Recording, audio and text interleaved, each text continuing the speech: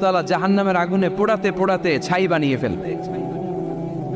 আল্লাহ বলবেন, জিব্রাইল যাও একটু দেখো, একটা মাত্র সেজদা দিয়েছে আমাকে, এরকম কাউরে পাওয়া যায় কিনা, বাটি চালান দিয়ে দেখো পাওয়া যায় কিনা। খুঁজে খুঁজে কাউরে পাবে না। আল্লাহ বললেন আবার দেখো, খুঁজে খুঁজে একজনকে পাবে, সামান্য ইমানের ছিটে ফোঁটা তার অন্তরে ছিল।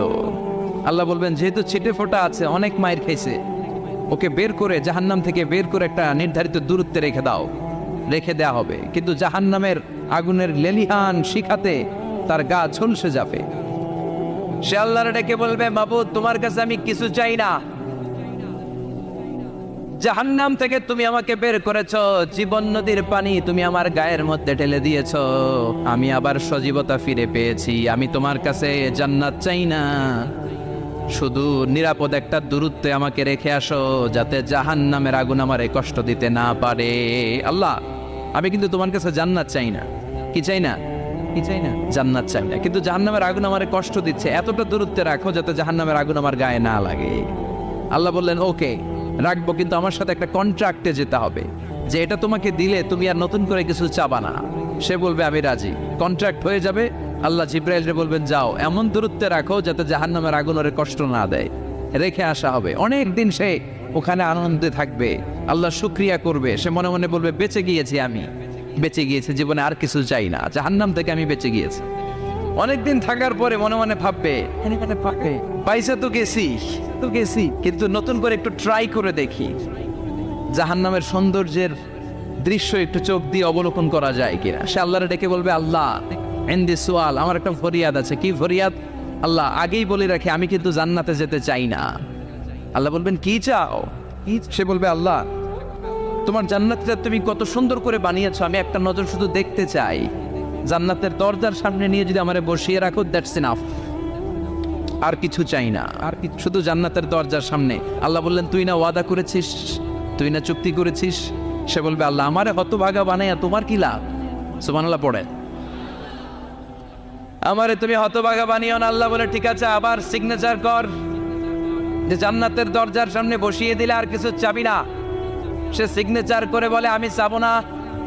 আল্লাহ বললেন জিব্রাইল বেচারারে ধরে জান্নাতের গেটের সামনে বসায় দে। এবার জান্নাতের গেটের সামনে বসে বসে জান্নাতের সৌন্দর্য দেখা শুরু করবে। সুবহানাল্লাহ, এমন সৌন্দর্য যেটা চোখ দিয়ে কেউ দেখে নাই, কান দিয়ে শোনে নাই। ওই সৌন্দর্য চোখে দেখে, কান দিয়ে আওয়াজ শোনে, মাগার ভোগ করতে পারে না। অন্তরে জ্বালা আছে না নাই? এয়ার কন্ডিশনের রুমে ঢুকতে না পারলেও, এয়ার কন্ডিশনের রুমের দরজার বাইরে দাঁড়ালেও এয়ার কন্ডিশনের রুমের একটা ঠান্ডা বাতাস গায়ে লাগে না? কথা বলেন তো। ও যখন জান্নাতের দরজার সামনে দাঁড়াবে, ওর গায়েও এরকম জান্নাতের ঠান্ডা বাতাসের হিমেল ছোঁয়া গাটাকে শীতল করে দিবে। ওই শীতল হয়ে যাওয়ার পরে আর তো সহ্য হবে না, আবার আল্লাহরে ডাকবে, মনে মনে ভাববে আর একটু ট্রাই করি না, দোষ কি, আস্তে আস্তে অনেক দূর তো আগাইছি। সুবহানাল্লাহ কইবেন না?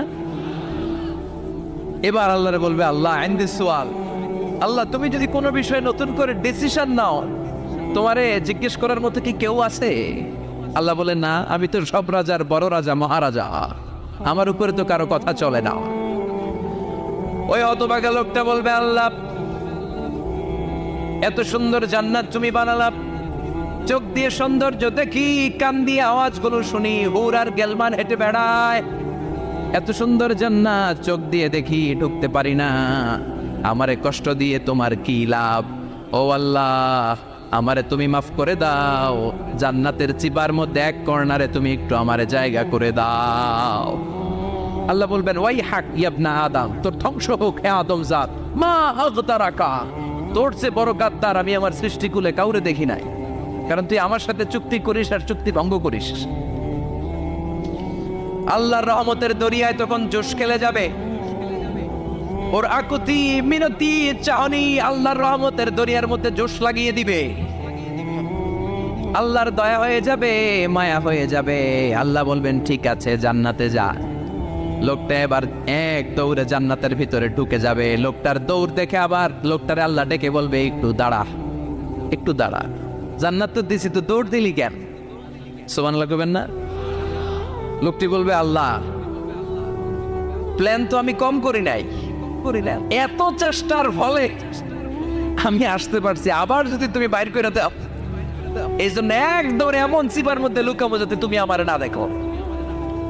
আবার আল্লাহর রহমতের দরিয়ায় জোশ খেলে যাবে, আল্লাহ কাছে ডাকবে, কাছে আয় ও গোলাম, তোর কি মনে চায় আমারে বল, আজকে তুই চাইতে থাক, আমি দিতে দিতে তোর মনের সব আশা পূরণ করে দেব। লোকটা খুশি হয়ে বলবে, আল্লাহ আমারে এটা দাও, বাড়ি দাও, গাড়ি দাও, নারী দাও, এটা দাও, ওটা দাও, একের পর এক চাইতে থাকবে, আল্লাহ সব তারে দিতে থাকবে। চাইতে চাইতে লোকটার সব চাওয়া যখন শেষ, সে বলবে, আল্লাহ আর আমার চাওয়ার কিছু নাই। আল্লাহ বলেন, নো, এত তাড়াতাড়ি যে তুমি খেলা শেষ করতে পারবা না মানুষ, আমার সাথে তোমার এই খেলা আরো লম্বা সময় চলতে হবে, তোমার অনেক কিছু চাইতে হবে। তুই আজকে চাইতে চাইতে তোর সব চাও আমার কাছে বলবি, আর আমি দিতে দিতে তোর জীবন ধন্য করে দেব।